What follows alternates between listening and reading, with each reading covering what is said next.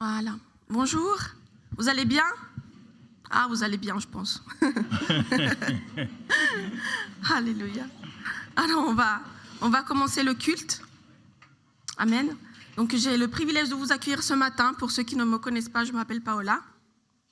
Et puis, donc, on aura un temps de louange. Avec l'équipe de louange, on va adorer Dieu ce matin parce qu'il est digne de louange. Amen. On va prier. Merci Seigneur mon Dieu pour ce matin, Seigneur. Merci parce que tu es bon, Seigneur. Merci Seigneur pour ce privilège, Seigneur, d'avoir la vie ce matin, Seigneur, pour ce souffle de vie, Seigneur. On veut vraiment s'abandonner à toi, Seigneur Jésus. On vient, Seigneur, à tes pieds ce matin, déposer, Seigneur, tout, Seigneur. L'inquiétude, Seigneur, le stress, la tristesse, Seigneur. Vraiment, on te dépose tout entre tes mains, Seigneur.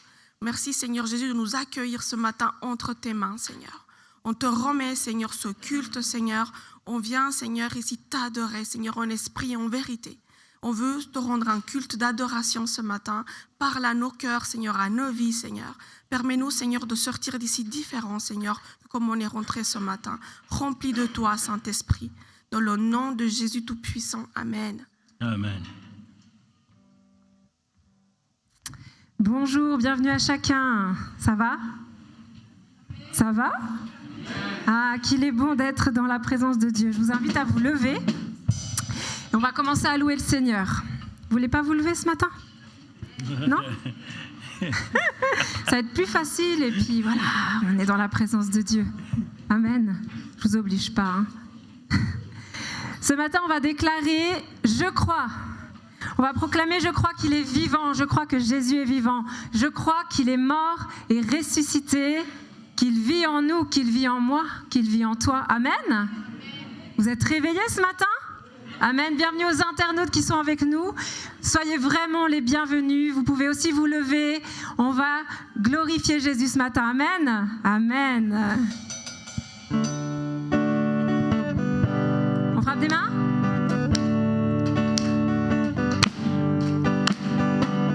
Je sais qu'il m'a secouru, son sang a couvert mon faux, je le crois. Oui, je crois. Il a enlevé ma honte. Il a enlevé ma honte. Je suis guéri en son nom, je le crois. Est-ce que tu crois ce matin? Oui, je crois. Je vais proclamer, oh, oh, Jésus a vaincu la mort, mon rédempteur vit, mon rédempteur vit, il est vivant, mon rédempteur vit, mon rédempteur vit. Je sais qu'il m'a secouru, je sais qu'il m'a secouru, sans sang. Je le crois, oui je crois, il a enlevé ma honte, il a enlevé ma honte, je suis guéri en son nom, je le crois, oui je crois. Alors proclame ce matin, je veux proclamer, oh, oh, Jésus a vaincu la mort, mon rédempteur vit,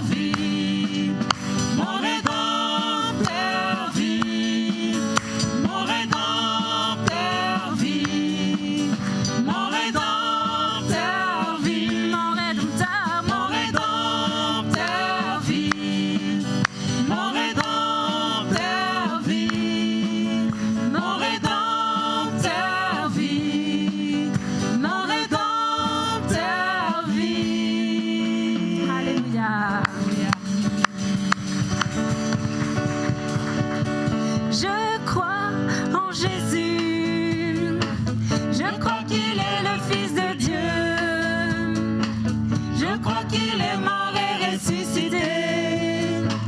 Je crois qu'il a payé pour tous et je crois. Et je crois qu'il est ici. Tu le crois ce matin? Présent au milieu de nous. Il peut te parler ce matin. Tout puissant pour nous guérir. Et par sa grâce nous pardonner. Je crois en toi Seigneur. Déclare, je crois que tu es le Fils de Dieu. Après ta mort Dieu t'a ressuscité. Je crois que tu as payé pour nous. Et je crois que tu es là. Et je crois que tu es là. Présent au milieu de nous. Tout puissant pour nous guérir. Tout puissant pour nous guérir. Et par ta grâce nous pardonner. Je crois en Jésus. Je crois en Jésus. Je crois qu'il est le Fils de Dieu. Je crois qu'il est mort et ressuscité. Je crois qu'il a payé pour tous. Et je crois qu'il est ici. Présent au milieu de nous. Tout puissant pour nous guérir. Je le crois. Et par sa grâce nous pardonner. Proclame, je crois en toi. Je crois en toi Seigneur. Je crois que tu es le Fils de Dieu. Après ta mort Dieu t'a ressuscité. Je crois que tu as payé pour tous. Et je crois que tu es là. Et je crois que tu es là. Présent au milieu de nous. Tout puissant pour nous guérir. Tout puissant pour nous guérir. Et par ta grâce nous pardonner. Et je crois que tu es là.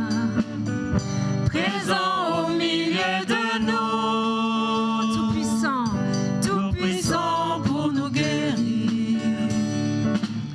Et par sa grâce nous pardonner. Est-ce qu'on peut applaudir Jésus? Amen, alléluia. Merci Jésus pour ta présence. Merci, tu es bon. Tu es là Jésus.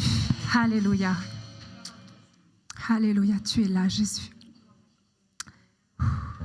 Je ne sais pas du tout sur quel chemin tu te trouves ce matin, mais Jésus le sait.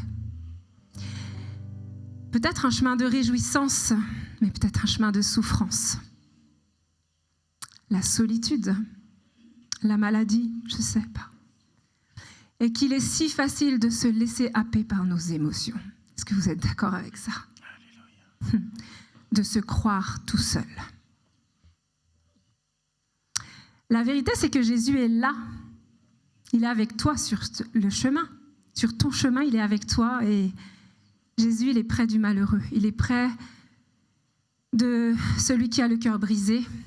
Il se laisse trouver par celui qui le cherche.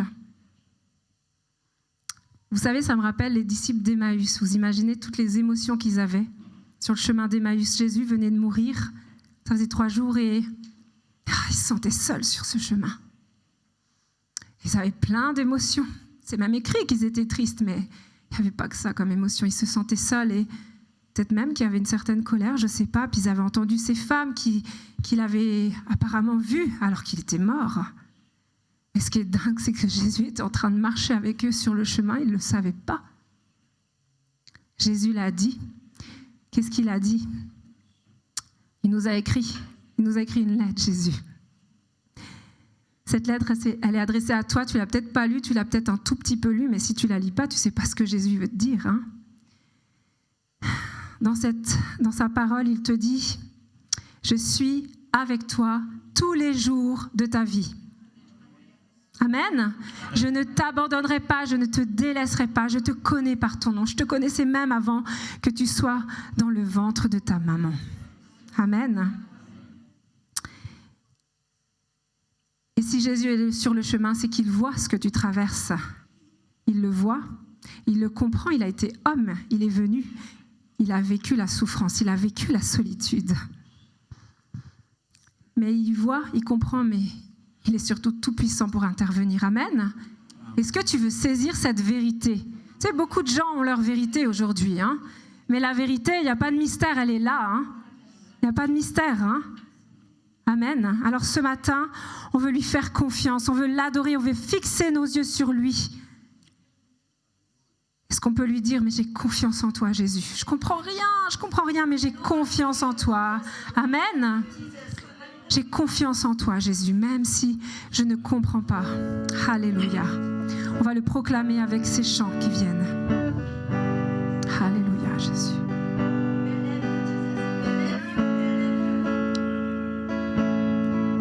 Même si je ne comprends pas toujours, je place ma confiance en toi. Tu te tiens pour moi. Même si la peur frappe à mon cœur, je place ma confiance en toi. Tu te tiens pour moi. Tu es mon berger. Tu es mon berger. Je ne manquerai de rien. Tu me couvres de tes ailes. Je me réfugie en toi. Tu es si fidèle. Mon bouclier, mon roi. Oui, Seigneur, tu es mon protecteur. Même si la tempête fait rage, je place ma confiance en toi. Tu te tiens pour moi. Même si la maladie me fait face, je place ma confiance en toi. Tu te tiens pour moi. Tu es mon berger. Déclare, tu es mon berger. Tu es mon berger. Je ne manquerai de rien. Tu me couvres de tes ailes. Je me réfugie en toi. Tu es si fidèle. Mon bouclier, mon roi. Oui, Seigneur, tu es mon protecteur. Oh oui, Seigneur, on vient à l'ombre de tes ailes. On vient vers toi. Alléluia, Jésus. Alléluia. À l'ombre de tes ailes. À l'ombre de ta présence, aucun mal ne peut me toucher, aucun malheur m'approcher, car tes anges sont avec moi. Si je m'attache à toi, tu me délivres et me protèges. Je t'appelle et tu réponds, que toi, Seigneur, je te compte. À l'ombre de ta présence, aucun mal ne peut me toucher, aucun malheur m'approcher, car tes anges sont avec moi. Si je m'attache à toi, tu me délivres et me protèges. Je t'appelle et tu réponds,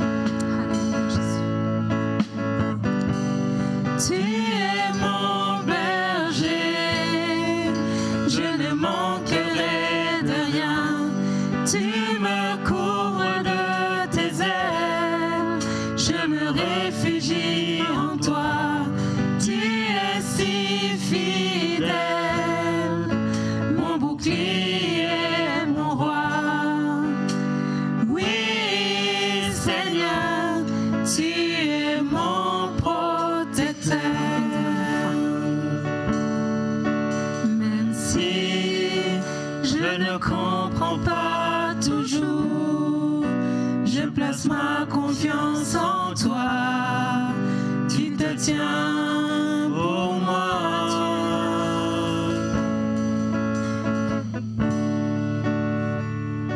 Tu es là, Présent parmi nous. adore ton Dieu ce matin. Lève les yeux vers ton Dieu. Et lève ton cœur vers ton Dieu. Amen. Il est ton Jésus. On est là pour honorer Jésus, pour glorifier Jésus, pour proclamer Jésus, pour élever son nom. Amen. On reprend. Je t'adore. Tu es là. Présent parmi nous. Je t'adore. Oui, je t'adore. Tu es là. Agissant parmi nous.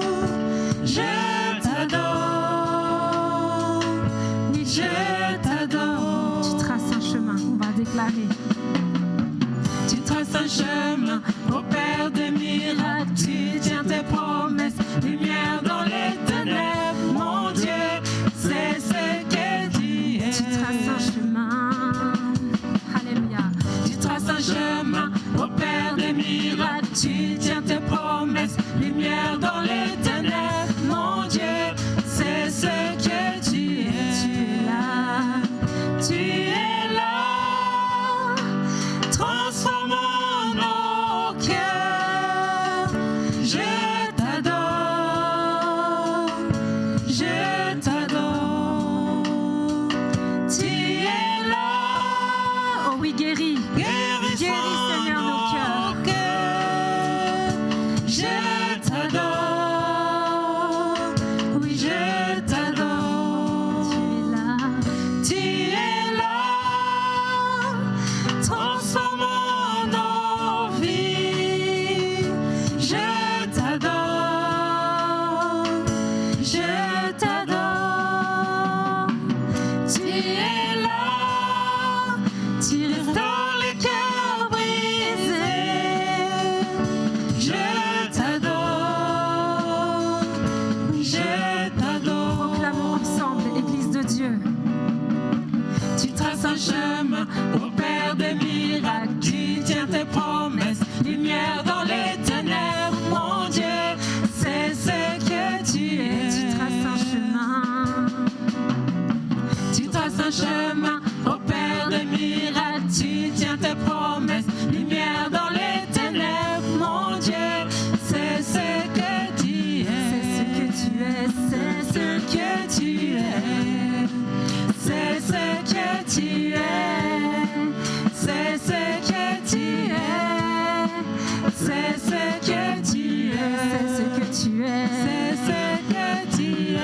C'est ce que tu es. C'est ce que tu es. C'est ce que tu es. C'est ce que tu es. On va proclamer, et même quand je ne le vois pas. Et quand je ne le vois pas, tu es là. Mais quand je ne le sens pas, tu es là.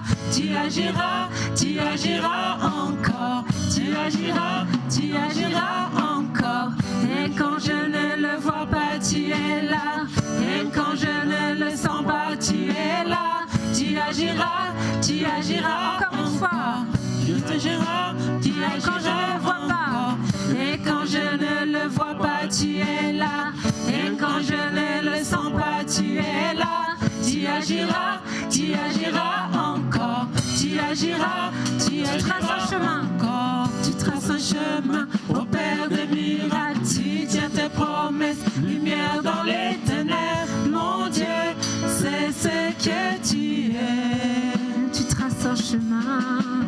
Tu traces un chemin au Père des miracles. Tu tiens tes promesses, lumière dans les ténèbres. Mon Dieu, c'est ce que tu es. C'est ce que tu es. C'est ce que tu es. C'est ce que tu es. Dans mon chemin. C'est ce que tu es. Dans ma vie. C'est ce que tu es. C'est ce que tu es.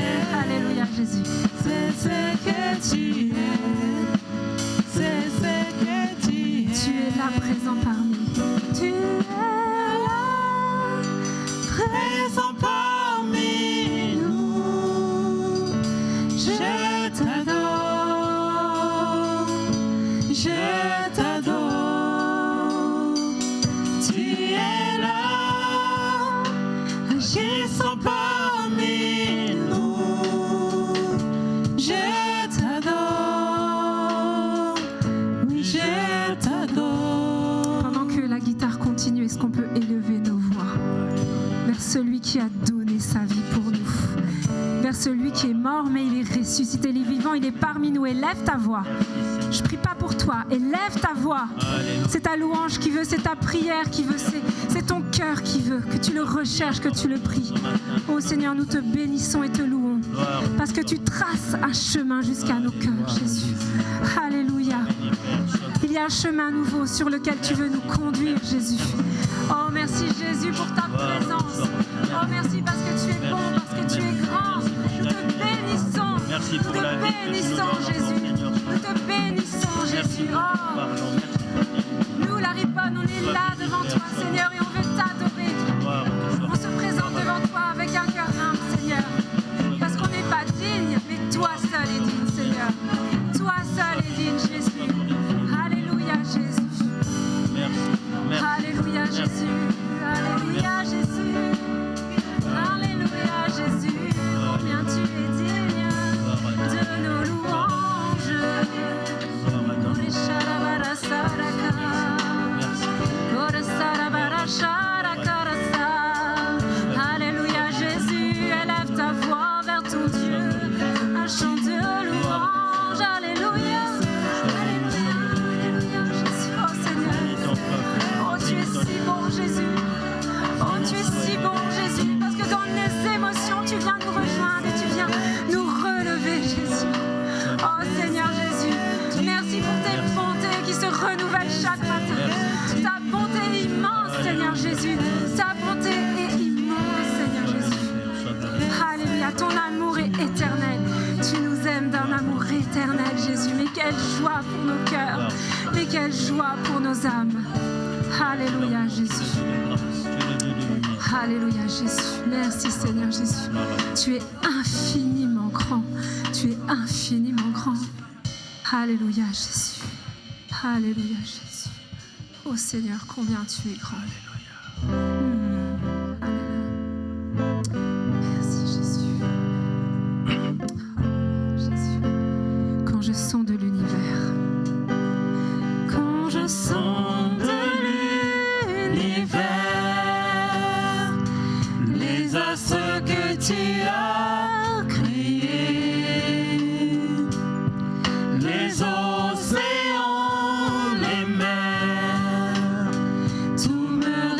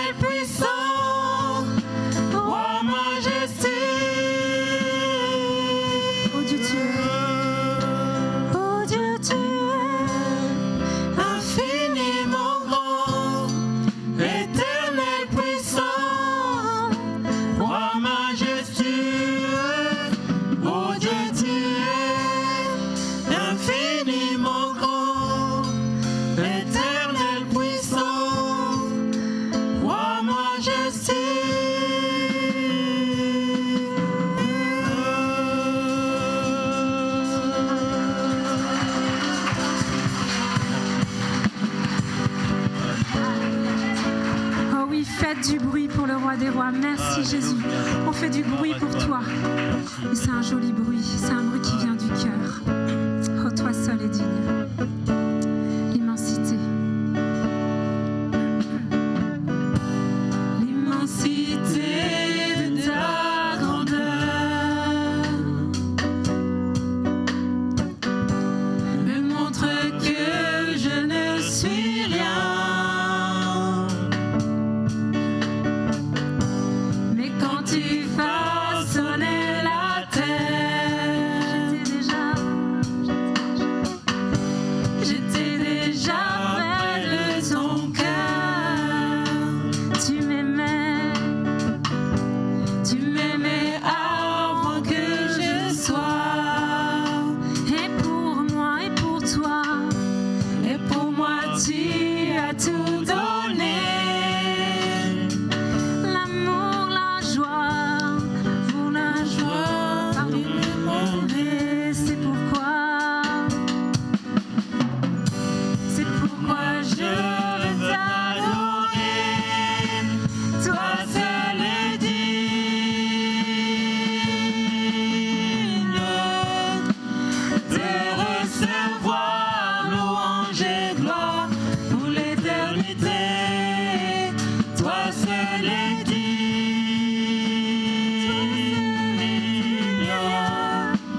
de recevoir louange et gloire pour l'éternité. dans ta présence. Dans ta présence, je me tiens, Car tu as tout. car tu as ce dont j'ai besoin. La joie, la vie et le bonheur sont dans tes parvis, mon sauveur. Toi seul est digne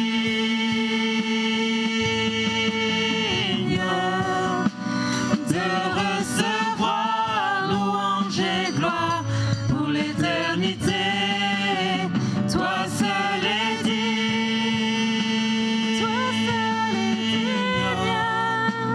de recevoir louange et gloire pour l'éternité.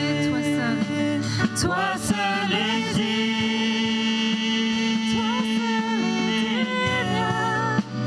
de recevoir louange et gloire pour l'éternité. Toi seul est digne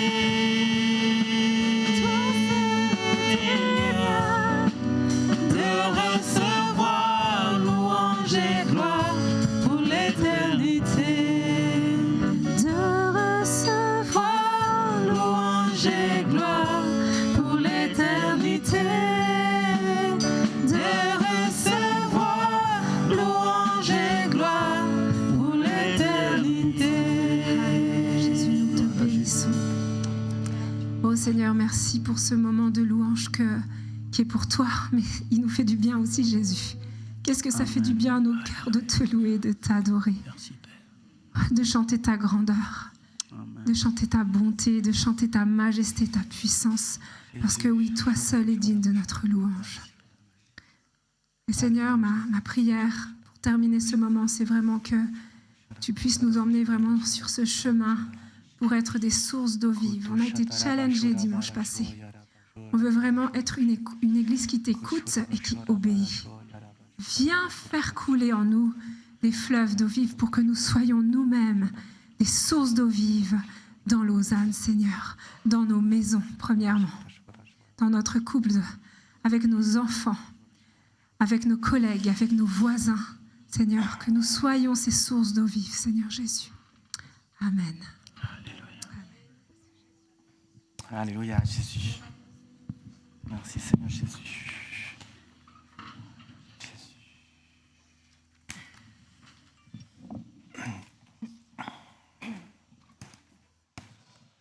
Amen. Alléluia. Merci Seigneur Jésus pour ce moment dans ta présence. Merci vraiment au groupe Louange qui nous a conduits dans ces moments glorieux. Alléluia. Vous avez été bénis ce matin dans ce temps de louange? Amen.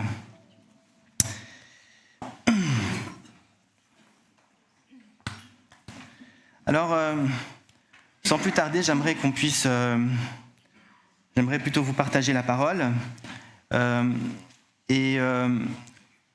mon tout dernier message sur le thème fils et fille du Dieu très haut, je pense que vous vous rappelez, ça fait pas très longtemps, il y a encore 2 dimanches, je prêchais le tout dernier message.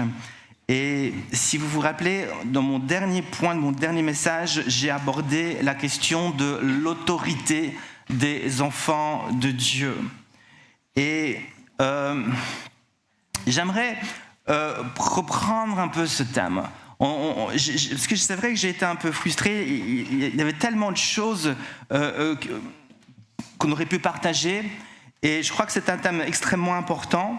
Et donc, je désire ce matin reprendre ce thème en particulier de l'autorité de Dieu, l'autorité des enfants de Dieu, et qu'on puisse essayer de réfléchir sur ce thème et comprendre certaines choses importantes. On a vu dans ce point que nous avons, en tant qu'enfants de Dieu, de l'autorité. Okay? Nous avons de l'autorité en tant qu'enfants de Dieu. Et c'est une affirmation, c'est une pensée qui est riche en signification. La question est, est-ce que nous comprenons vraiment ce que ça signifie? Que signifie concrètement marcher dans l'autorité de Dieu dans ce monde? Concrètement, comment libérer cette autorité autour de nous? Je vous dis que vous avez l'autorité, mais maintenant, on veut aussi comprendre concrètement qu'est-ce que ça veut dire. Et donc, on va réfléchir à cela, et pour répondre à ces questions, donc, on va prendre ce dimanche, et certainement encore 1 ou 2 dimanches durant ce mois d'avril, pour essayer d'approfondir cette pensée et vous aider vraiment à marcher dans l'autorité de Dieu chaque jour de votre vie. Et une toute première chose donc à comprendre, et ce sera mon tout premier point, est que nous devons comprendre la différence entre autorité et autoritarisme. Autorité et autoritarisme. Alors, ce n'est pas la même chose. Quand la Bible dit que nous avons de l'autorité, nous ne sommes pas dans cette pensée de l'autoritarisme. L'autoritarisme, selon la définition qu'on lui donne aujourd'hui, est une façon d'exercer l'autorité de manière à obtenir la soumission ou l'obéissance de la personne ou du groupe de personnes à qui on exerce l'autorité. Et dans ce cas, exercer son autorité est ici une manière d'imposer ses idées. On impose ses pensées à l'autre, dans le but de le contrôler, dans le but de le manipuler et de faire de la personne, en quelque sorte, son sujet ou encore un objet. On va pouvoir retirer ce qu'on veut de cette personne. On peut le voir, et dans les relations, on peut voir ce fonctionnement. Peut-être la relation entre un patron et son employé. On peut retrouver ça même dans les églises. On peut retrouver ça dans les couples. Le mari envers sa femme, mais parfois aussi la femme envers son mari. On peut retrouver ce genre de fonctionnement. Et par l'autoritarisme, donc, nous cherchons à contrôler l'autre et à nous placer au-dessus de lui pour l'intimider, afin d'obtenir de lui, d'elle, tout ce qu'on veut, tout ce qu'on désire. Et cette manière donc d'exercer l'autorité n'est pas de Dieu. N'est pas de Dieu. Pourquoi ? Parce que notre rôle et mission en tant qu'enfant de Dieu n'est pas de contrôler les autres, n'est pas d'imposer nos idées aux autres. Tu peux les partager, mais tu n'es pas appelé pour les imposer. Agir de cette manière envers son prochain ne procède pas de l'amour. Or, l'autorité des enfants de Dieu procède toujours de l'amour. Et retenez donc ce point, il est important. C'est une grande caractéristique de l'autorité des enfants de Dieu. Donc je répète, l'autorité de Dieu procède toujours de l'amour de Dieu. D'après la Bible, dans 1 Corinthiens chapitre 13, le verset 5, il nous est dit que l'amour, il est dit beaucoup de choses dans ce chapitre, mais on retient ça, il est dit que l'amour ne cherche pas son intérêt. Nous savons aussi que l'amour ne cherche pas donc à écraser et humilier l'autre. Nous savons aussi que l'amour n'accuse pas et ne cherche pas à placer l'autre sous la condamnation. L'amour de Dieu ne cherche pas à prendre de force ce qui appartient à l'autre. Au contraire, l'amour véritable donne et il cherche à construire l'autre et à le libérer dans la foi. Et en tant que mari, pour prendre un exemple, et j'aime prendre cet exemple parce que la Bible aime prendre l'exemple du couple, puisque la Bible parle de Christ comme l'époux et l'Église comme l'épouse, et nous avons des choses à apprendre au travers de cela. Et en tant que mari, par exemple, et c'est la Bible qui le dit, la Bible dit que j'ai autorité, que je suis le chef du couple, que j'ai autorité sur ma femme. C'est ce que la Bible dit dans Éphésiens 5, verset 23, pour pas que vous puissiez me lancer des cailloux maintenant. C'est ce que la Bible dit, Éphésiens 5, 23, car le mari est le chef de la femme, comme Christ est le chef de l'Église. Alors le mot chef, vous devez aussi le comprendre comme la tête. Ça signifie qu'il est celui qui est responsable au bon fonctionnement du corps, qui est sa femme. Ça change déjà sa façon de voir les choses. Il est responsable que tout fonctionne bien. Il est responsable pour prendre soin, il réfléchit pour prendre soin à son corps, c'est-à-dire à sa femme. Et comme Christ prend soin du corps, de son corps qui est l'Église. Donc, est-ce que nous comprenons donc bien ce verset? Alors, que dit la Bible? La Bible donc dit au mari, et toujours dans ce passage d'ailleurs au chapitre 5, il nous est dit que c'est Paul qui dit « Marie, aimez », il nous encourage d'aimer notre femme. « Marie, aimez votre femme, comme Christ a aimé l'Église ». Alors voilà comment le mari est appelé à exercer son autorité sur sa femme. C'est une autorité qui a pour but d'aider la femme à s'épanouir. En tant que femme, mais aussi en tant qu'épouse à ses côtés. Et c'est ce que Jésus a fait, et il fait encore aujourd'hui, envers son Église. Il aide son Église à s'épanouir, à vraiment découvrir son identité. Et donc c'est de cette manière-là que nous sommes appelés, en tant que mari, à exercer aussi notre autorité sur notre femme en aimant. Et ce n'est pas une question de qui rapporte le plus d'argent à la maison. Ce n'est pas une question de qui a fait le plus d'études, ce n'est pas une question de qui a le plus de responsabilités dans son travail. L'autorité d'un enfant de Dieu n'est pas définie par ma position dans ce monde ou le type d'études que j'ai fait ou encore par le gros salaire ou pas que je touche chaque mois. Mon autorité, et nous allons le voir, nous vient de Dieu par la foi. Il ne me vient pas d'un salaire, il ne me vient pas d'un travail, il ne me vient pas d'un homme, il me vient de Dieu par la foi. Et nous sommes appelés à communiquer notre autorité par et avec amour. L'amour de Dieu. Pourquoi? Car son but est de répondre à des besoins bien plus profonds et importants que les besoins auxquels l'argent ou une position dans ce monde ou un travail peuvent répondre. Elle cherche l'autorité à répondre à des besoins que seul l'amour de Dieu peut répondre. Il y a quelque chose que mon autorité en Christ va me permettre de faire que mon argent ne pourra pas. Il y a quelque chose que mon autorité en Christ va me permettre d'accomplir que ma position dans ce monde ne me permettra pas. Et lorsque le mari exerce son autorité sur sa femme, une autorité qui émane de l'amour, la femme va spontanément rechercher, écoutez bien vous les maris, si tu exerces correctement ton autorité, la réaction de la femme sera de rechercher les bras de son mari et de se mettre sous. Comme les enfants de Dieu qui sont sous l'autorité de Christ, Christ manifeste son amour. Quelle était notre première réaction? Quand Jésus se révélait à nous, quand Jésus s'est manifesté dans nos cœurs, quand Jésus nous parle, quelle est notre réaction? Est-ce que c'est de fuir? Non, c'est de courir dans ses bras. Parce que nous avons découvert que ce Jésus est un Jésus qui nous aime, est un Jésus qui nous veut du bien, un Jésus qui nous délivre, un Jésus qui nous protège. Et cela nous donne envie de nous lever et de courir dans ses bras. Alléluia. Et c'est exactement cet exemple-là que Jésus nous donne aussi en tant que pour les couples. Alors, j'aurais aussi beaucoup de choses à dire sur ce point et aussi sur l'autorité de la femme, parce qu'elle en a aussi, sur le mari, mais ce n'est pas mon point ici. Ce que je cherche ici à mettre en évidence, c'est vraiment que cette autorité provient toujours de l'amour. Et il ne va jamais essayer de contrôler, ni de manipuler.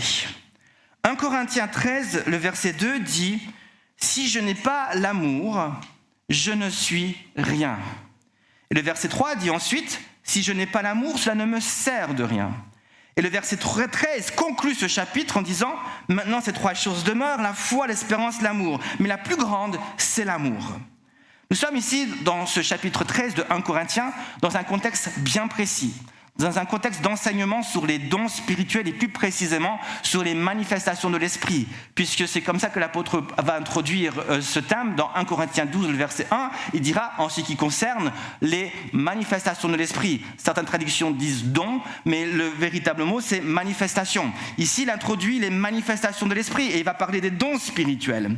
Et voilà qu'il arrive au verset 13 et il va donc introduire l'amour, parce que l'amour n'est pas juste une manifestation parmi tant d'autres, mais elle est la manifestation par excellence. Elle n'est pas un don parmi tant d'autres, elle est le don par excellence que tout homme doit posséder dans sa vie. Et sans ce don de l'amour, le verset 2 dit « Je ne suis rien ». Et le verset 3 ajoute que je peux donner tout ce que j'ai. Si ce n'est pas dans l'amour, ce que je fais ne sert à rien. L'amour doit donc devenir ma source d'inspiration et de motivation pour exercer l'autorité de Dieu. Ce qui est complètement opposé de l'autoritarisme. Complètement à l'opposé. Si l'autorité donc de Dieu n'est pas comme l'autoritarisme, en quoi diffère-t-il ? Elle est différente en ce sens qu'elle a pour but de libérer les captifs et guérir les cœurs brisés, et non de les contrôler. L'apôtre Paul va prendre le temps, dans la 2e lettre à Timothée, il va prendre le temps d'encourager Timothée. Timothée, c'est son jeune enfant spirituel, et Timothée est un jeune pasteur. Et il semble que Timothée a vécu des moments vraiment difficiles dans l'église où il était, et il va vivre un moment où il sera découragé, il y a des personnes qui vont se lever, qui vont le confronter en face, et il va vivre un moment d'intimidation. Il va commencer à se sentir intimidé. Et c'est pour ça que l'apôtre Paul commence de Timothée dans le chapitre 1, le verset 7, il dira « Tu n'as pas reçu un esprit d'intimidation. » Il va l'encourager de cette façon-là. Et il va l'encourager vraiment à se relever, à tenir ferme, à ne pas se laisser décourager ou intimider. Et il va lui faire aussi des recommandations particulières sur son ministère. Et il dira ceci, dans 2 Timothée chapitre 2, les versets 25 et 26, il dira ceci. Il, donc un serviteur de Dieu, et il parle ici à Timothée, doit redresser avec douceur les adversaires, dans l'espérance que Dieu leur donnera la repentance, pour arriver à la connaissance de la vérité, et que revenus à leur bon sens, ils se dégageront des pièges du diable qui s'est emparé d'eux pour les soumettre à sa volonté. Écoutez ce qu'il dit, il doit redresser avec douceur les adversaires, pour que Dieu les amène à la repentance et qu'ils se dégagent ainsi des pièges du diable et qu'ils puissent de cette manière se soumettre à la volonté de Dieu. Est-ce que c'est toujours notre première réaction face à quelqu'un qu'on considère être un adversaire ? Est-ce que des fois notre première réaction ne serait pas plutôt d'élever la voix et de crier ? Et puis au lieu de rechercher la repentance à cette personne, on cherche l'opposé, j'ose pas le dire. Et on veut que cette personne parte et qu'elle vive la pire vie possible. Mais Paul dit non. Quand tu as un adversaire, tu dois redresser avec douceur et rechercher vraiment la repentance. Et bien sûr, je crois que si on n'y arrive pas, à un moment donné, il vaut mieux que cette personne parte, c'est vrai. Mais il est intéressant de voir comment l'apôtre Paul va encourager Timothée. Notre première réaction ne devrait pas de nous mettre en colère et de crier, et de nous fâcher, et de vouloir le mal envers l'autre. Voilà comment nous devons exercer notre autorité envers les autres. Et sans l'amour, ce sera difficile d'obtenir ce résultat. L'apôtre Pierre a prêché quelque chose de similaire à propos de Jésus dans Actes chapitre 10, le verset 38. Il dira que Dieu a oint Jésus d'Esprit Saint et de puissance pour aller de lieu en lieu et faire du bien et guérir tous ceux qui étaient sous l'empire du diable. Et ce verset donc sous-entend que les hommes que Jésus et les femmes que Jésus rencontrait donc souffraient de toutes sortes de maux et de maladies parce qu'ils étaient sous l'autorité du diable. Cela signifie que l'autorité que le diable exerçait sur les hommes entraînait des conséquences sur leur cœur, sur leurs pensées, sur leur santé mentale et même physique.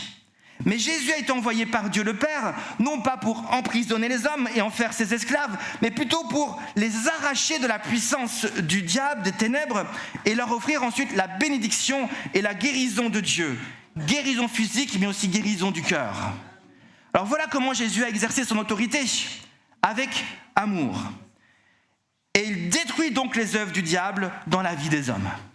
Et la destruction de ces œuvres va amener la bénédiction et la guérison dans la vie de ceux qui étaient sous l'empire du diable.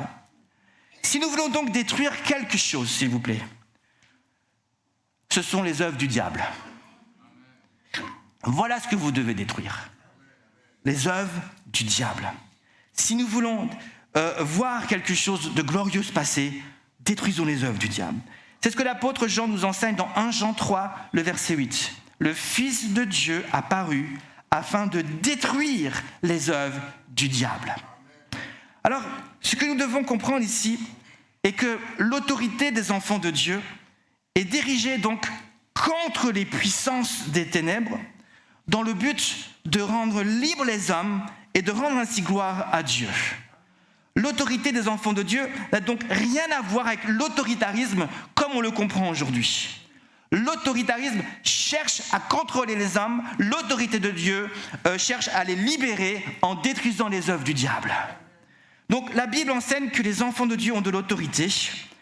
Qu'est-ce que ça signifie exactement ? Ça signifie que les enfants de Dieu sont appelés à aimer leur prochain comme eux-mêmes, tout simplement. Quand je dis donc que j'ai de l'autorité, ça signifie qu'il y a un appel spécifique, précis sur ma vie, celui d'aimer mon prochain comme moi-même, comme jamais. C'est un appel spécifique que Dieu met sur ma vie. Et si tu cherches ton appel, je te le donne. Voici, je te le dis, tu es appelé à aimer. Tout appel, que tu sois appelé à être un évangéliste, un apôtre, un prophète, tout ce que tu veux, il commence là, à aimer ton prochain comme toi-même. Et c'est là qu'il faut commencer l'appel. C'est dans l'amour. Donc, tu as de l'autorité pour aimer d'une manière qui fera toute la différence. Et ton autorité va faire de ton amour une bombe dans ta vie, mais aussi une bombe dans la vie de ton prochain. Et Dieu te rend capable par l'amour de détruire ces œuvres du diable dans la vie des autres, mais aussi dans ta propre vie. Dans ta propre vie, parce que tu es aussi appelé à t'aimer de l'amour de Dieu. Et c'est ce que Dieu veut faire.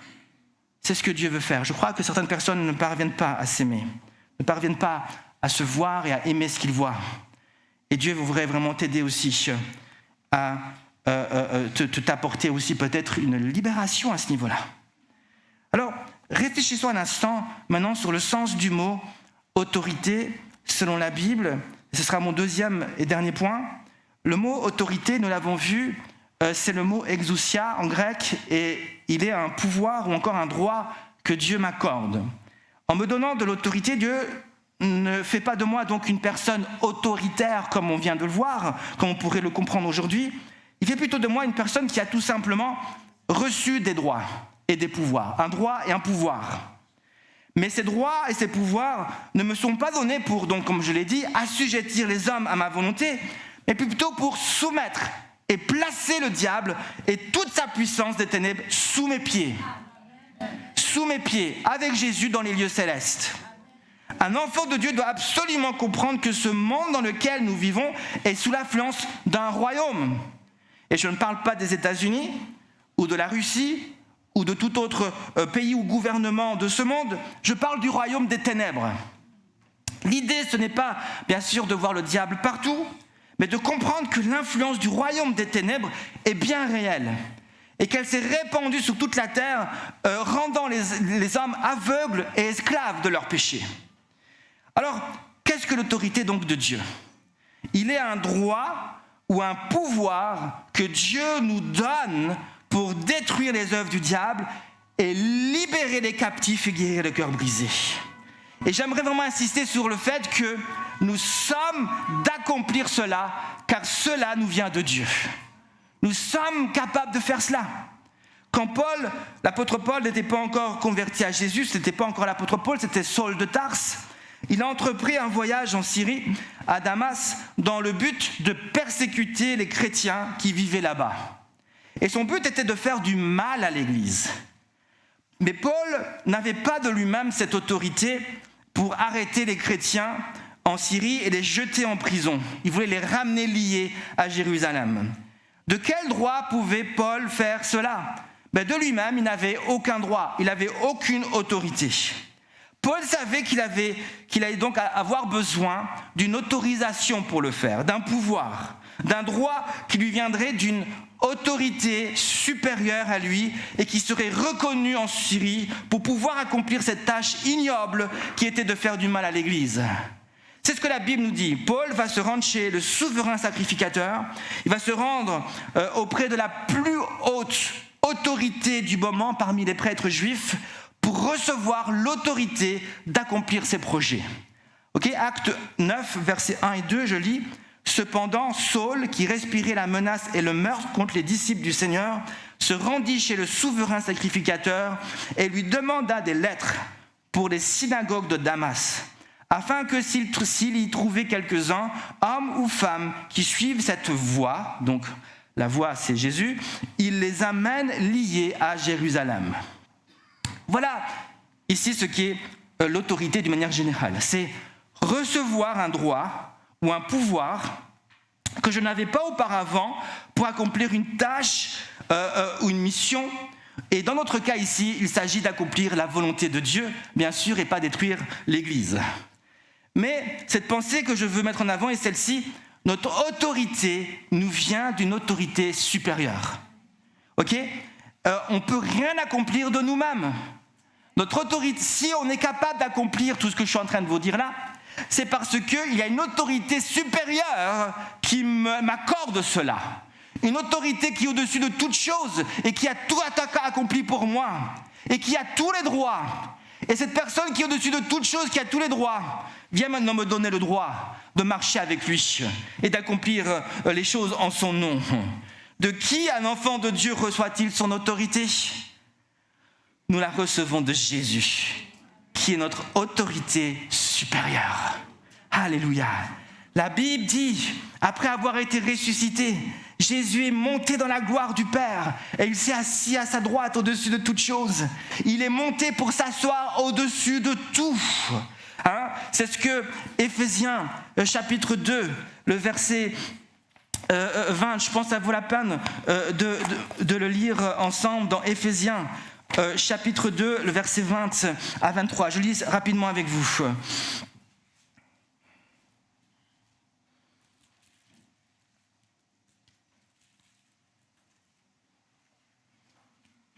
Non, c'est Éphésiens 1, pardon. Éphésiens chapitre 1. Éphésiens chapitre 1, à partir du verset 20.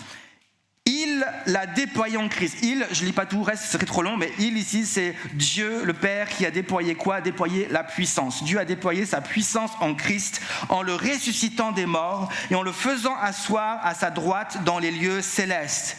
Au-dessus de toute domination, de toute autorité, de toute puissance, de toute dignité et de tout nom qui peut être nommé, non seulement dans le siècle présent, mais encore dans le siècle à venir. Il a tout mis sous ses pieds et l'a donné pour chef suprême à l'Église, qui est son corps, la plénitude de celui qui remplit tout en tous.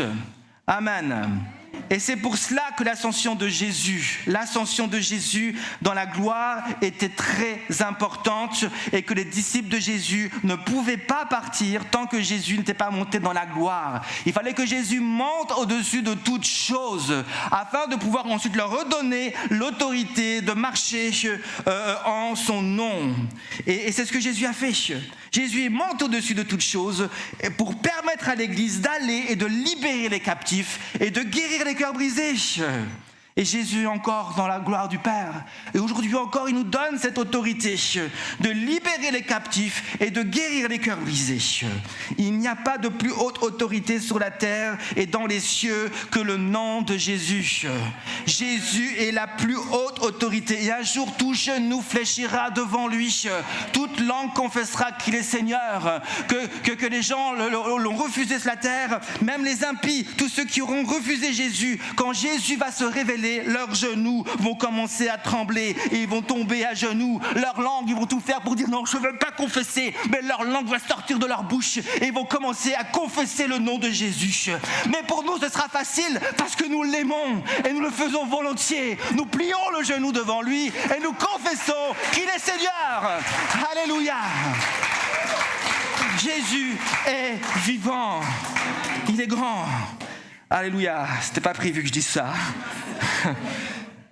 Merci Seigneur. Acte 4, le verset 12 nous dit ceci, qu'il n'y a pas de salut, il n'y a de salut en aucun autre, qu'il n'y a sous le ciel aucun autre nom qui était donné parmi les hommes par lequel nous devions être sauvés. Un enfant de Dieu a donc été investi d'une autorité qui provient de l'autorité suprême Jésus-Christ. Et je dois apprendre à m'appuyer sur ce bon nom de Jésus pour exercer mon autorité en Christ. Et pour quelle raison donc avons-nous été investis de cette autorité? Alors je vais le redire encore une fois de manière simple. C'est pour accomplir donc la volonté de Dieu qui est de bâtir l'Église sur terre afin que toute la gloire soit rendue à Dieu. Voilà pourquoi Jésus a dit à ses disciples, juste donc avant de monter dans la gloire du Père, dans Matthieu 28, les versets 18 à 20, Jésus n'est pas encore monté, il est sur le point de monter dans la gloire du Père. Et ce sont les dernières paroles de Jésus, Matthieu 28, Actes chapitre 1, font partie des dernières paroles de Jésus. Il dira, « Tout pouvoir ou autorité m'a été donné dans le ciel et sur la terre. Allez, faites de toutes les nations des disciples, baptisez-les au nom du Père, du Fils et du Saint-Esprit, et enseignez-leur à garder tout ce que je vous ai prescrit. Et voici, je suis avec vous tous les jours, jusqu'à la fin du monde. » Jésus va donc préciser que tout pouvoir lui a été donné dans le ciel et sous la terre. Et le pouvoir ici, c'est exousia, c'est autorité. Et après avoir fait cette précision, Jésus dit « Allez ». Il dit « Allez ». Qu'est-ce que Jésus est en train de faire par ses paroles? Qu'est-ce que Jésus cherche à communiquer par ses paroles? Jésus est simplement en train de libérer la foi. Il libère la foi du peuple. Il libère la foi plutôt de ses disciples. Il libère la foi pour saisir l'autorité qu'ils allaient recevoir lors de la Pentecôte par le Saint-Esprit. Et Jésus donc les prépare à recevoir son autorité.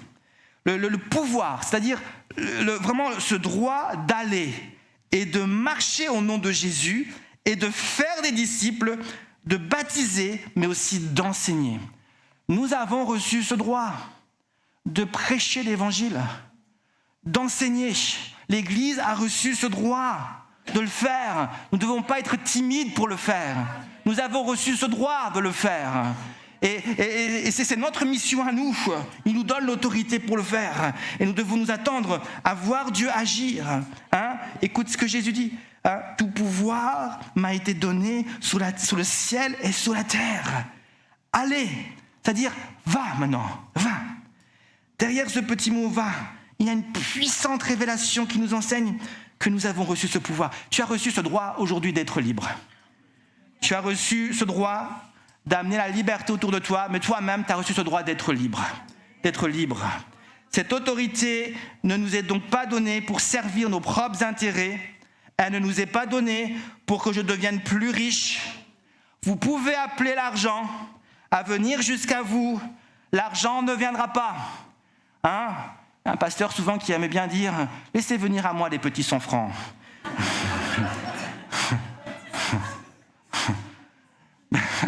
Mais vous pouvez appeler les petits 100 francs. Ils ne viendront pas. Ils ne viendront pas. Ils ne viendront pas. Même si tu as toute l'autorité du monde, tu peux crier très fort, ils ne viendront pas. Hein? L'autorité ne vous est pas donnée pour que vous dominiez aussi sur les autres. L'autorité ne vous est pas donnée pour que vos moindres désirs soient exaucés. Maintenant que je crois en Jésus, je vais tout réussir, je vais tout recevoir, ça va être beau la vie. C'est ce que je croyais quand j'avais 20 ans et que je me suis converti. Et très rapidement, je me suis rendu compte que je me trompais et que Dieu me plaçait au sein d'un combat spirituel et qu'il désirait que je m'engage et que ça coûtait quelque chose. Alors, cette autorité donc nous a été confiée afin que vous soyez libres. Je le répète trop souvent, mais je voudrais vraiment que ça rentre dans vos cœurs et que vous puissiez accomplir sa volonté. Alors, juste réfléchissez, alors que j'arrive à la fin, juste réfléchissez à cette pensée. Juste cette pensée qui dit « Je peux être libre ce matin de tout ce qui me tient encore en esclavage. En Christ, je peux être libre. Parce que je le suis par son autorité. Je le suis en Christ. Je peux être exactement comme Jésus le veut. Je peux absolument tout accomplir comme Jésus l'a prévu pour moi. Amen. Par son autorité, c'est possible. C'est possible. Arrêtez de vous limiter. Tu peux absolument devenir tout ce que Jésus a prévu pour toi. Tu peux le devenir. Je conclus. Voici ce que Jésus, ce que Dieu fait quand il sauve une personne. Il dépose dans son cœur une vision. Il dépose des rêves en lui. Il lui dévoile son potentiel. Il trace un chemin pour lui.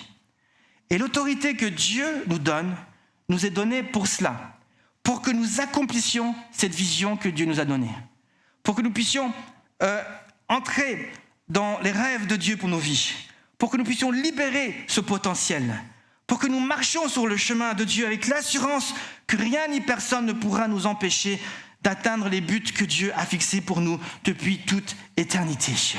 Le diable va tout faire pour vous empêcher d'entrer dans les rêves de Dieu.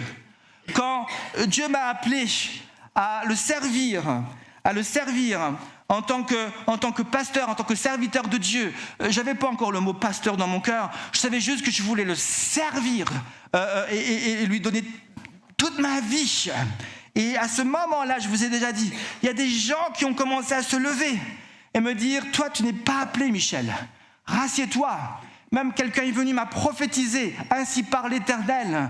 Tu n'es pas appelé. Je pensais aller en Angleterre me former et la personne me disait, ainsi parle le Seigneur. Tu n'iras pas en Angleterre pour te fermer parce que tu n'es pas appelé, ainsi de suite. Et toutes sortes de paroles qui sont venues contre moi comme cela au moment où je reçois cet appel. Mais vous avez reçu, mais j'étais attaché fermement à la parole de Dieu et j'ai exercé son autorité et j'ai refusé ces paroles et j'ai dit non, je ne croirai pas en ces paroles. Je peux exactement devenir ce que Dieu a prévu pour moi et accomplir exactement ce qu'il veut pour moi. Alors get out, va-t'en, laisse-moi passer. J'ai quelque chose à faire pour mon Dieu et j'aimerais te dire ce matin que tu as quelque chose à faire pour ton Dieu. Les gens vont peut-être te dire non, fais pas ça, va-t'en de cette église, ça sert à rien. Mais non, tu as de l'autorité. Nous pouvons devenir exactement ce que Dieu a prévu pour nous. Cette église est appelée à briller ici à Lausanne. Elle est appelée à briller. Regardez-la avec les yeux de Dieu. Regardez-la avec les yeux de Jésus. Et si vous n'arrivez pas, alors regardez-moi. Alléluia. Ah, Jésus. Merci Seigneur.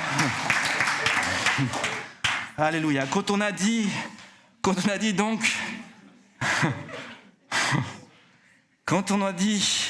qu'un enfant de Dieu a de l'autorité, cela signifie toujours qu'il a un pouvoir ou encore un droit qui est en rapport avec la volonté de Dieu pour sa vie.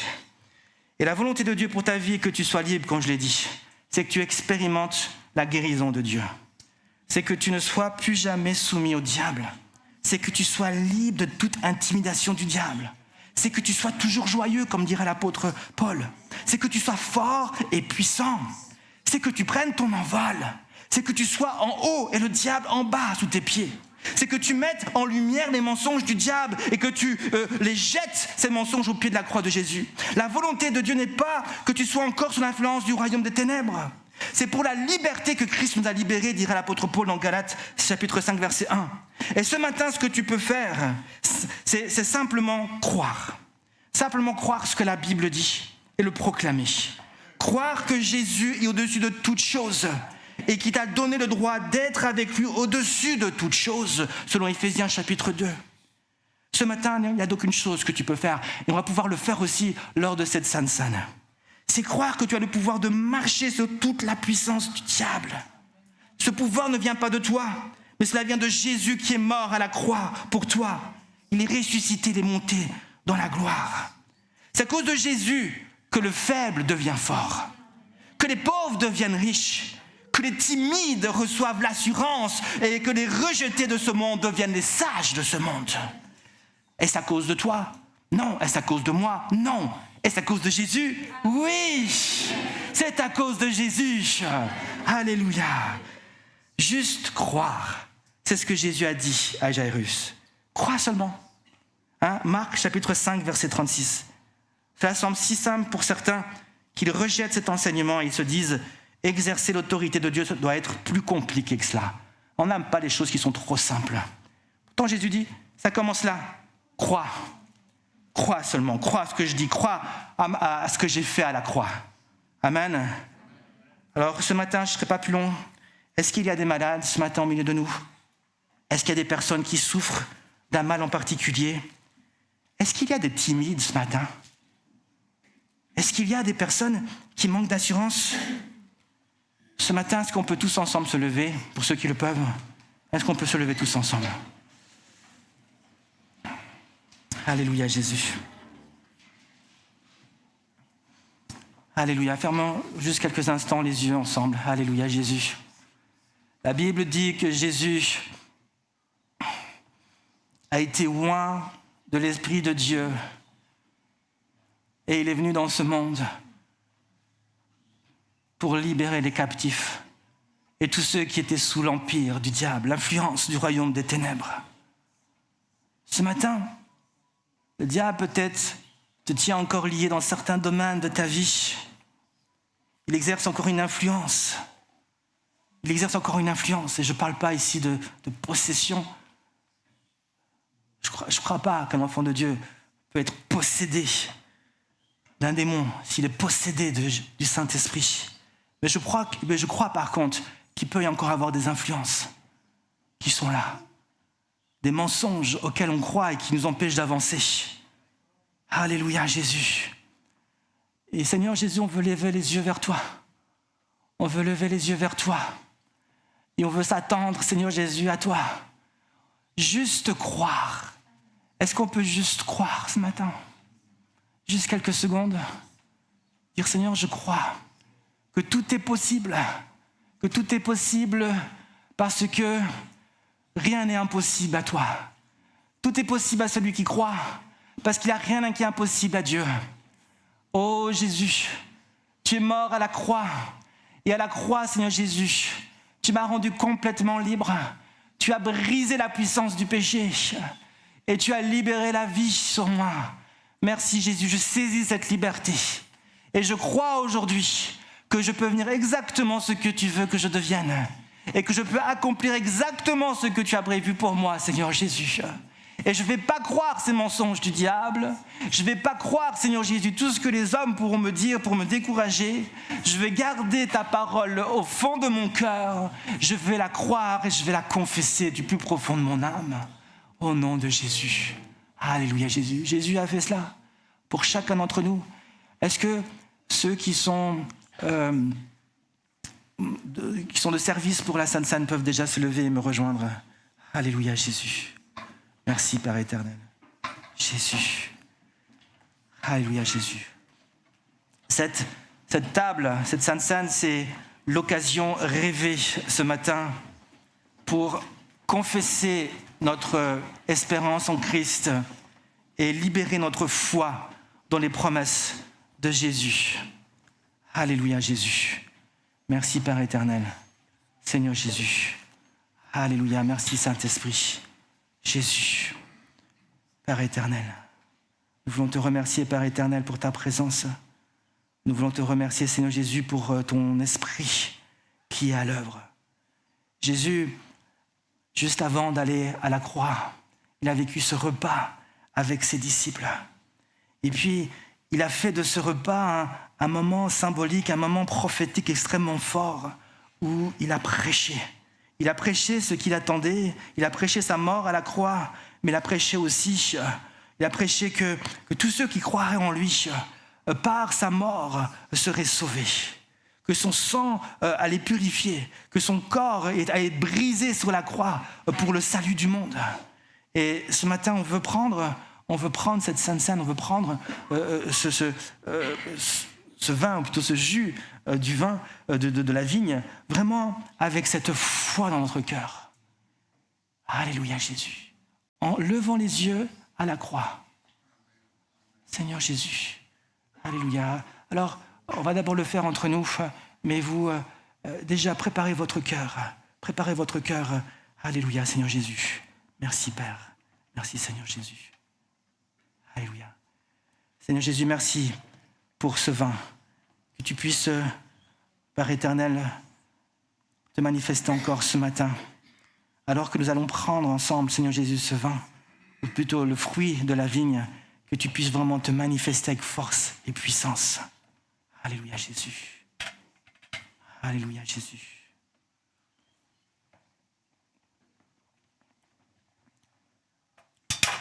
Alléluia. Alléluia. Non, c'est bien du vin. Merci Seigneur Jésus. Jésus a aussi pris ce pain qui nous rappelle son corps qui a été brisé. Merci Seigneur Jésus. Merci. Et lorsque je pense au corps de Jésus qui a été brisé, je pense bien sûr à Ésaïe 53 qui nous dit que par ses meurtrissures, nous sommes guéris. Guéris. La guérison que Dieu nous accorde émane de la croix. Guérison physique, mais aussi guérison du cœur. Guérison de l'être en entier. Cette guérison, elle vient du corps de Jésus qui a été brisé.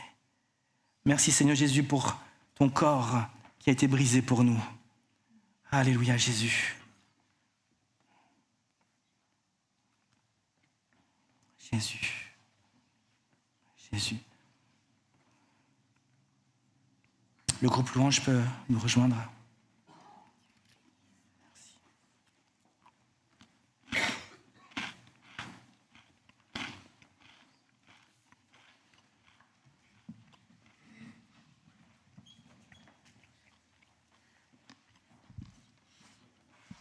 Alléluia.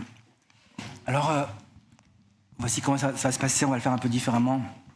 On va vous inviter à vous lever et à vous déplacer pour prendre cette Sainte-Seine, juste parce qu'on veut encore être un peu prudent en cette période après Covid, ou est-ce que je peux vraiment dire ça, puisque le Covid, je pense, est toujours en action.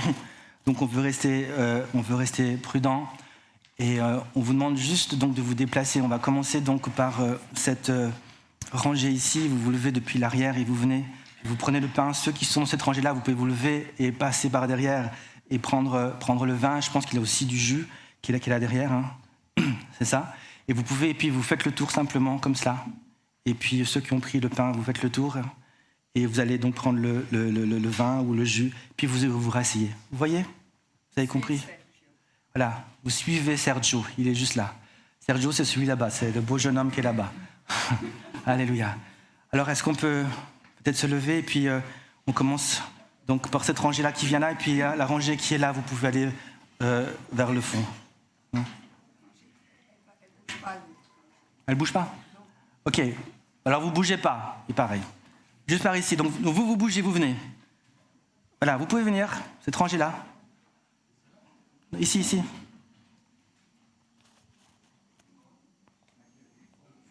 Oui ?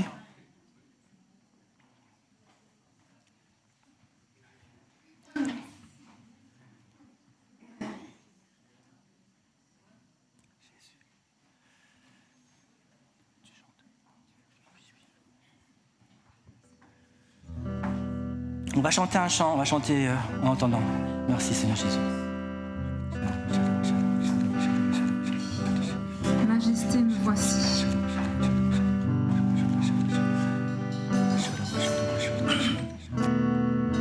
Me voici, confondu par ta majesté, couvert par ta grâce illimitée. Me voici, conscient du poids de mes fautes, couvert par le sang de l'agneau,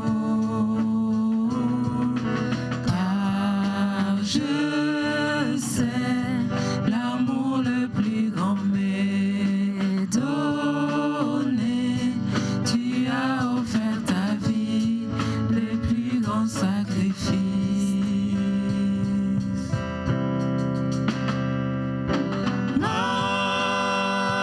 Majesté, majesté, ta grâce m'a trouvé tel que je suis. Je n'ai rien à moi, mais en toi je vis. Chantons majesté,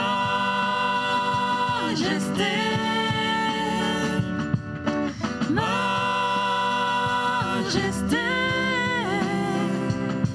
Par ton amour je suis transformée en présence de ta majesté.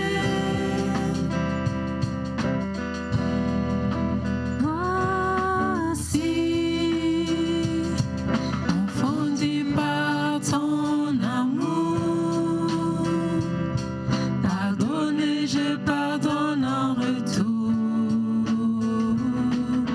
Me voici, conscient d'être ton plaisir, sanctifié par le feu de ta gloire, car je sais l'amour le plus grand m'est donné. Tu as offert ta vie, le plus grand sacrifice. Chantons ensemble. Majesté, majesté, ta grâce m'a trouvé tel que je suis. Je n'ai rien à moi, mais en toi je vis. Majesté,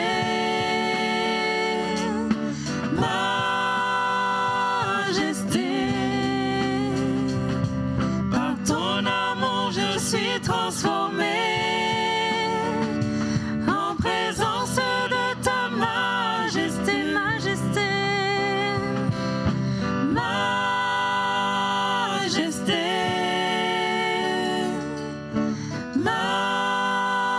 majesté,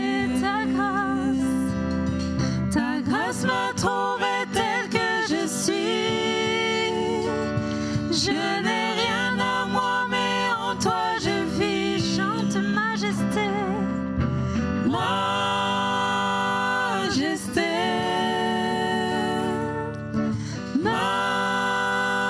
majesté. Par ton amour je suis transformée en présence de ta majesté. Par ton amour je suis transformée en présence de ta majesté. Par ton amour je suis transformée en présence de ta majesté. Alléluia. Merci Seigneur Jésus. Oh Jésus, merci. Alléluia.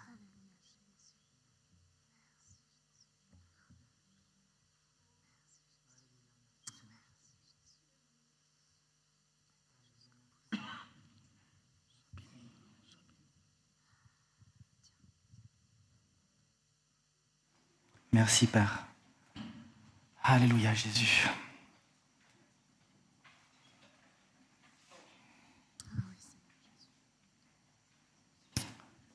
Alléluia. Nous proclamons, Seigneur, que tu es Seigneur. Alléluia, Jésus.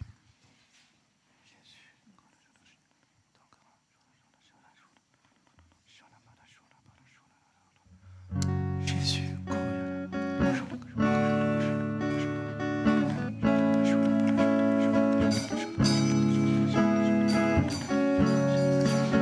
Amour parfait, tu t'es donné à la croix pour tout effacer de mes péchés.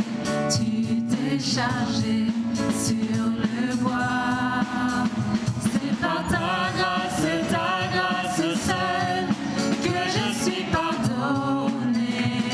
Oh, c'est par ta grâce seule que tu m'as racheté. Oh, oh, oh. Merci pour la croix, ton amour pour moi. Oh, oh, oh. Ta grâce ne faillit pas.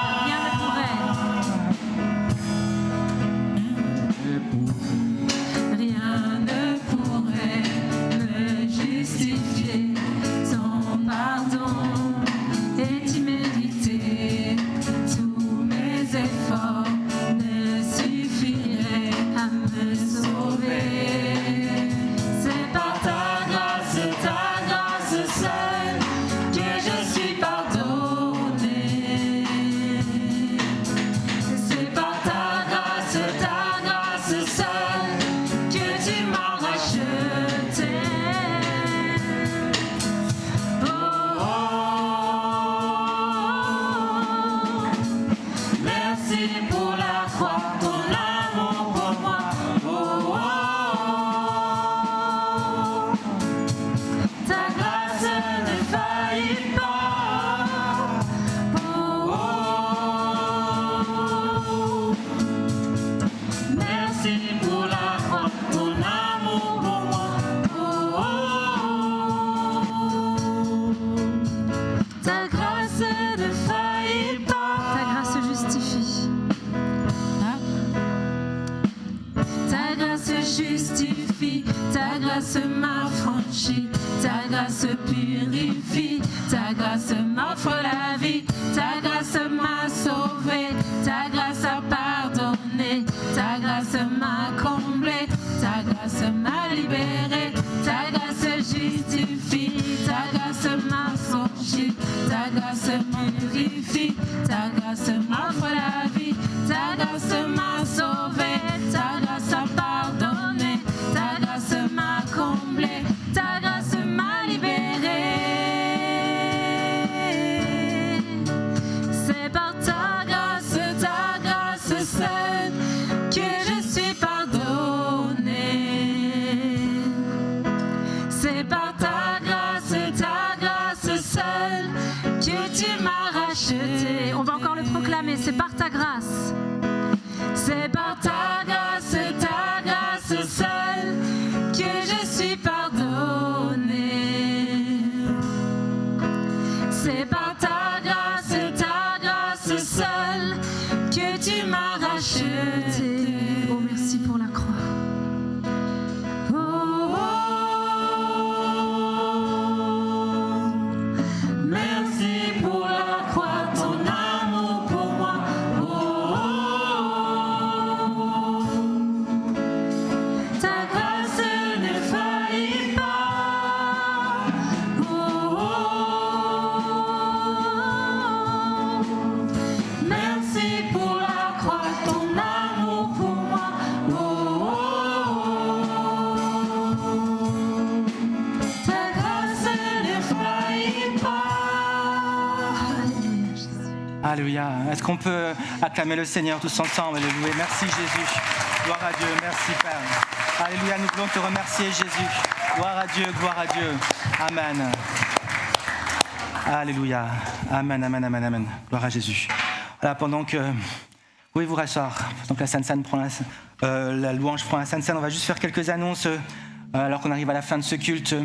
Donc, je voudrais remercier aussi chacun d'entre vous déjà avant, et puis remercier aussi la Sono, il y a aussi David qui est là-bas, qui à chaque fois nous rajoute du matériel pour notre confort. Aussi Claude Alain qui est là chaque dimanche au même poste. Vous savez qui c'est Claude Alain? C'est celui qui est toujours là à la même place là-bas, qui est derrière l'écran pour projeter en direct. Voilà, on veut vraiment le remercier. Est-ce qu'on peut aussi vraiment l'applaudir? Merci beaucoup. Alléluia. Merci Père. Alléluia. Alors voici quelques annonces rapidement. Est-ce que tu peux juste lancer la suivante? Ouais. Donc mardi, on a appris, donc on vous l'a dit à l'Assemblée générale, le décès de Jacqueline Rocha. Donc la cérémonie de revoir sera au temple de Chavornay. Et si vous êtes donc intéressé, que vous n'avez pas de moyen de transport, vous pouvez prendre contact avec Annette qui est disponible avec le nombre de places que tu as, je suppose. Voilà, elle n'a pas non plus un camion ou un car, mais elle a quelques places. Si jamais vous êtes intéressé, allez donc vers Annette si vous voulez participer à cette cérémonie. Jeudi 7 avril, donc bien sûr, prière pour Israël à 12h30, premier jeudi du mois. Et puis le soir, réunion de prière. Vous êtes bien sûr le bienvenu, venez nombreux, on va prier ensemble pour l'Église et tout ce que Dieu a mis sur notre cœur pour cette Église. Le culte jeunesse, bien sûr, tous les vendredis à 20h. Et puis donc dimanche prochain, nous aurons donc... voilà, de 19h15 à 9h45, on va remettre ça en place. Pour certains, on priait juste à côté, juste là derrière dans la sacristie qui est juste là. Et puis on va de nouveau remettre ces moments de prière avant le culte, de 9h15 à 9h45, tu peux rester sur l'autre. Et je vous propose de vous rejoindre dans mon bureau déjà, dans la rue Ripon 5. On va déjà se réunir là. Pour ceux qui le veulent, à 9h15, si vous le désirez, venez à la Ripon 5 et on va prier ensemble pour le culte. Ok ? On va prier ensemble, on va intercéder jusqu'à, en tout cas, 9h45. Et si vous venez entre deux, il n'y a pas de souci. Voilà. Je serai là, la porte sera ouverte. En bas. Alors vous m'envoyez un petit message et puis je viendrai ouvrir la porte. Alors, ou plutôt, Annette sera là, elle va vous accueillir. Alléluia, vous êtes d'accord avec ça? Alors dimanche 10 avril... Alors à 10h, on aura le culte en direct et en présentiel avec Benoît Lemestré. Alors vous ne le connaissez pas, mais vous allez, quand il va parler, vous allez savoir directement d'où il vient. Soyez là, nombreux, parce qu'il vient de la Belgique. C'est le directeur de Startup Ministries, qui est donc une école biblique qui est maintenant à Yverdon, qui était anciennement Libeto, qui est maintenant Startup Ministries, qui est donc à Yverdon. C'est le directeur, il est belge et il est bien. Et il va donc venir prêcher, c'est un grand enseignant, un bon enseignement, en plus il a beaucoup d'humour et je suis sûr qu'on va passer un super moment avec lui. Voilà pour le 10. Je peux déjà vous dire à l'avance aussi que le 17, c'est pas annoncé, mais ensuite le 17 avril, on aura la joie d'accueillir toute la chorale africaine. Vous connaissez la chorale avec Fernando qui est là, vous l'avez déjà vu? Elle est déjà venue, elle sera de nouveau avec nous. Et on va aussi passer là un bon moment de louange avec cette chorale. Voilà, merci pour vos offrandes. Vous avez entendu lors de l'Assemblée générale, ça reste un défi. On a un défi financier, mais on croit que Dieu est capable de faire de grandes choses. Et on vous encourage vraiment de donner de tout votre cœur et avec joie. Il y a donc bien sûr les troncs qui sont là dans le fond, et vous pouvez le faire avec joie et avec foi. Voilà. Anniversaire Connie, qui est notre secrétaire. C'est son anniversaire le 5 avril. Il y a plusieurs enfants, Grace et Glorielle Kidan, qui sont moutes, ce sont des jumelles, c'est ça? Le 6 avril, Wyatt, Ducrot, qui est le fils à Priscille, qui était d'ailleurs malade, ça va mieux? Oui, bon. Et puis Valérie Jacquier, qui est aussi parmi nous, je l'ai vu ce matin.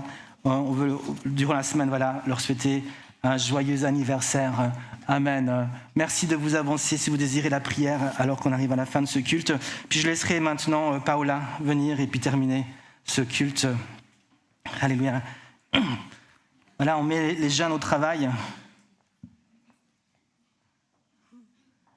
Mais le micro, il veut pas.